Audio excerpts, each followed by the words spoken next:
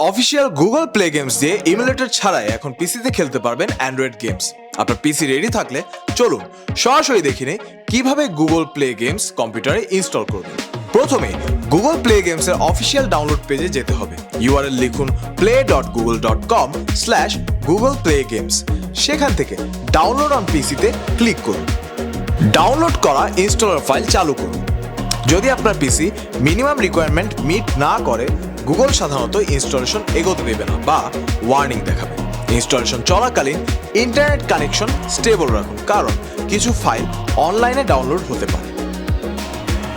অনেক ক্ষেত্রে ইনস্টলেশনের সময় উইন্ডোজ হাইপারভাইজার প্ল্যাটফর্ম চালু করার প্রম্পট আসতে পারে। গুগল বলছে প্রম্পট এলে সেটি ইনেবল করতে হবে এবং পিসি রিস্টার্ট করতে হবে। ইনস্টল শেষে সফটওয়্যার ওপেন হলে আপনাকে গুগল অ্যাকাউন্ট দিয়ে লগ ইন করতে হবে।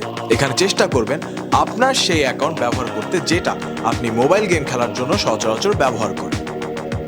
এর ফলে আপনার গেমের প্রোগ্রেস, অ্যাচিভমেন্টস, ডেটা সব সিঙ্ক হয়ে যাবে। লগ ইন করার পর আপনি একটি গেম লাইব্রেরি দেখতে পাবেন। সেখান থেকে গেম ব্রাউজ করতে পারেন অথবা সার্চ বারে গেমের নাম লিখে খুঁজে নিতে পারেন। অনেক গেমের জন্য বায়োস থেকে সিপিইউ ভার্চুয়ালাইজেশনও অন করতে হবে।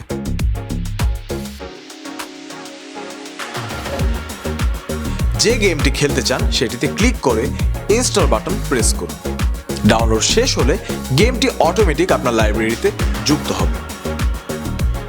গুগল প্লে গেমস কম্পিউটারে ইনস্টল করা তো টান।